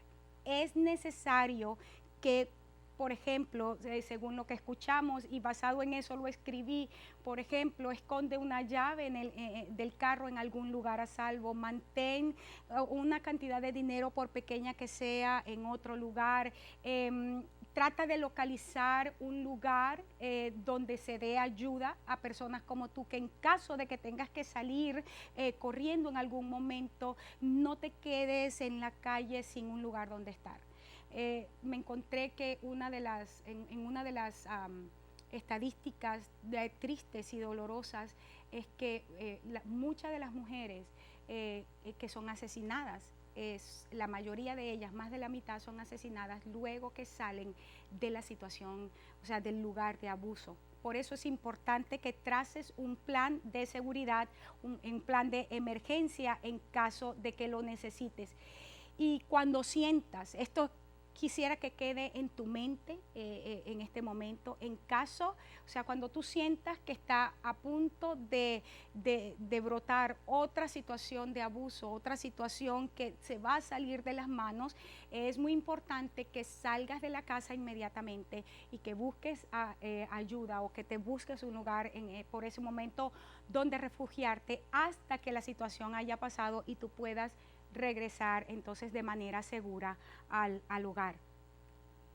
Sobre todas las cosas, déjame decirte, es importante que localices cuáles son las instituciones en la ciudad que dan ayuda a personas víctimas de abuso, no solamente a mujeres maltratadas, pero también hijos maltratados, aunque las estadísticas tienen que ver más con mujeres abusadas, también hay hombres abusados. Entonces, creo que es importante localizar las instituciones que dan ayuda, tener a la mano los números de teléfono donde puedas conseguir ayuda, y si eres parte de una congregación, entonces de alguna manera tener con algún líder, con el pastor, con alguien de la congregación, un plan alternativo para poder manejar un momento de crisis como estos. Tengo una palabra también para los hombres que abusan o para las personas que abusan. Hay algunas cosas que me gustaría decirte. Es importante al abusador, no importa cuál es tu sexo, tu género o tu edad, es importante que tomes conciencia, porque de la misma manera como la persona abusada está encerrada en una cárcel, el abusador también. Y es importante que tomes conciencia de que tú eres el causante del abuso, que no sigas buscando culpables a tu alrededor, que no sigas buscando excusas de tus explosiones de ira descontrolada. Y es importante que de la misma manera, así como le aconsejamos a los abusados, buscar a alguien que les ayude en el momento de dificultad. Cuando sientas que te vas a salir de tus casillas, que no vas a poder manejarte, busca a alguien que te ayude a manejar estos síntomas de ira. Mantén en todo tiempo, es importante, en tu mente, que también la Iglesia de Jesucristo ofrece ayuda para personas como tú. Nosotros como Iglesia de Cristo creemos firmemente que Dios tiene liberación para cada persona que lo necesite, sea cual sea el caso. Encuentra otras formas alternativas de reaccionar. Cuando estás bien, cuando estás en tus sentidos, empieza a pensar, si se da una situación donde sabes que pierdes el control, en ese momento tú necesitas en tu mente recrear cómo podrías de manera alternativa manifestarte o reaccionar ante estas situaciones. Esto es algo sumamente importante, sobre todas las cosas. Creo que un buen ministro o un buen consejero cristiano puede ayudarte a buscar alternativas. Finalmente, me gustaría compartir una palabra con los ministros de Dios que me están mirando. Y cuando hablo de ministros de Dios, no solamente me refiero a los pastores, sino también maestras, maestros de escuela dominical, personas que están frente al discipulado en una iglesia, líderes de células en el hogar, diáconos de la iglesia. Es decir, cada persona que tiene una posición en el cuerpo de Cristo de influencia. Quiero hablar con ustedes en estos últimos minutos que me quedan. Lo primero que necesitamos como ministros es hacernos la siguiente pregunta. ¿Es mi congregación, es tu congregación, un lugar seguro para personas que son víctimas de la violencia? Si cuando te haces esta pregunta te encuentras que ni siquiera lo habías pensado y que no tienes ni la estructura, ni la política, ni nada establecido para esto, creo que es importante que te sientes a pensar que muchas personas que vienen a nuestra congregación son víctimas de abuso y necesitan encontrar en nosotros como comunidad terapéutica un lugar de seguridad, un lugar donde hay sanidad y un lugar donde el amor de Dios se manifiesta de manera práctica. Creo que otra cosa importante es, y personalmente lo digo como experiencia a partir de este reportaje, es la necesidad que tenemos de aprender verdaderamente sobre el tema de violencia doméstica. Poder conocer las estadísticas de nuestra ciudad, poder conocer cómo se está manejando en la ciudad la situación de violencia doméstica, poder conocer cómo las instituciones están manejando el asunto. Creo que es sumamente importante, pero sumado a eso, como ministros de Dios necesitamos revisar seriamente nuestra posición en Dios para tratar el asunto de violencia. No podemos convertirnos en gente, en objetos, o mejor dicho, en instrumentos del enemigo para hacer que una persona permanezca en una situación de violencia porque no entendemos lo que dice la Biblia. Le vamos a dar cuentas al Señor de esto, así es que es nuestra responsabilidad estudiar de manera seria el asunto y hablar de manera seria desde nuestros púlpitos de este asunto. Creo que dentro de lo que es el proceso de concientización en nuestras congregaciones, una práctica que sería interesante, no solamente por crecimiento e información, pero sobre todas las cosas, por concientización y porque de esta forma podemos impactar a nuestra comunidad, es tomar al menos, por lo menos, un fin de semana al año, donde tratemos de una manera sistemática, de una manera formal, el tema de la violencia doméstica. Y que esto ayude, en definitiva, a cada miembro de nuestras congregaciones, no importa su edad, a crear un estado de conciencia con respecto a esta situación, una de las mayores crisis de la sociedad moderna. Si usted sospecha, como ministro de Dios, sea cual sea su posición, de abuso doméstico, y aunque el abuso doméstico es algo sumamente amplio, no solamente es hacia la cónyuge, hacia la mujer, también hay hacia los hijos, se pueden dar abusos sexuales dentro del hogar. Sea cual sea el tipo de abuso que usted está percibiendo que hay en algún hogar de la congregación, es muy importante, escúcheme esto, hacer preguntas directas con respecto al tema y poder llegar con las personas a un punto donde se pueda traer sanidad a esto. Déjeme decirle que en Estados Unidos, si hay abuso sexual, por ejemplo, a niños en los hogares, y algún ministro, alguna persona en la iglesia sabe de esto y no lo denuncia, esto es considerado un delito que amerita cárcel según la ley. Es bien importante que nos versemos con respecto a las cosas que debemos hacer cuando encontramos víctimas de abuso en hogares que son parte de nuestra congregación. Es importante en las sesiones de evaluación prematrimonial, en los talleres prematrimoniales, creo que el tema de violencia doméstica debería convertirse en uno de los renglones a estudiar. Ayudar a las personas que van a formar una nueva familia, un nuevo hogar, a poder evaluar situaciones de este estilo. ¿Cuál es la posición? ¿Cómo pueden manejar situaciones de este estilo? Creo que es sumamente importante y se hace necesario. No sigamos o seamos parte de que se formen nuevos hogares, nuevas familias, simplemente creyendo que es suficiente lo que se siente.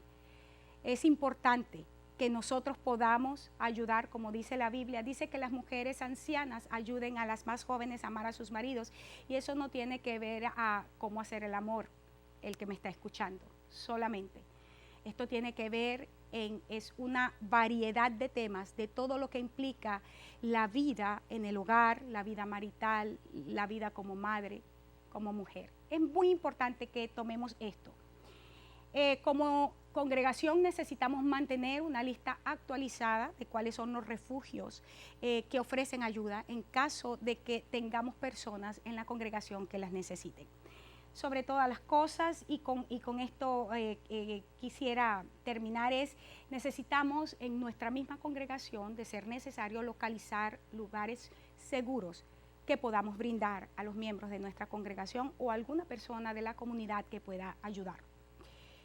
Finalmente, para cerrar este programa, que espero haya sido de motivación a tu vida y de concientización también, me gustaría cerrar diciéndote que como líderes, que como hombres y mujeres de Dios, necesitamos verdaderamente crecer, ser entrenados, ser formados, ser equipados en este sentido, porque la violencia doméstica está afectando nuestras naciones. Y esas personas que se están convirtiendo están llegando a nuestras iglesias. Necesitamos de verdad en el Señor tener una palabra que produzca vida y vida de Dios a cada una de esas personas que llegan a nuestras iglesias. Quiero darte las gracias en este momento por haber tomado de tu tiempo para mirar este programa, este reportaje, este leve reportaje, porque el tema es sumamente amplio, hay muchísimo que decir, muchísimos factores que estudiar. Sin embargo, mi objetivo con este programa ha sido el de traer un nivel de conciencia a cada miembro del cuerpo de Jesucristo con respecto a que hay hombres, mujeres, niños que están siendo abusados cada segundo en nuestro país, en nuestras comunidades, y parte de ellos son nuestros hermanos en Cristo. Gracias desde ya por no solamente haber prestado atención, pero desde ya quiero agradecer a cada uno de ustedes que de manera activa va a tomar una posición ahora con respecto a este grave problema que nos afecta. Sobre todas las cosas quiero orar para que nosotros podamos ser gente que con el corazón de Dios, con el corazón del Padre, ministremos el amor del Padre a una comunidad que lo necesita. Dios te bendiga y te espero en mi próximo reportaje.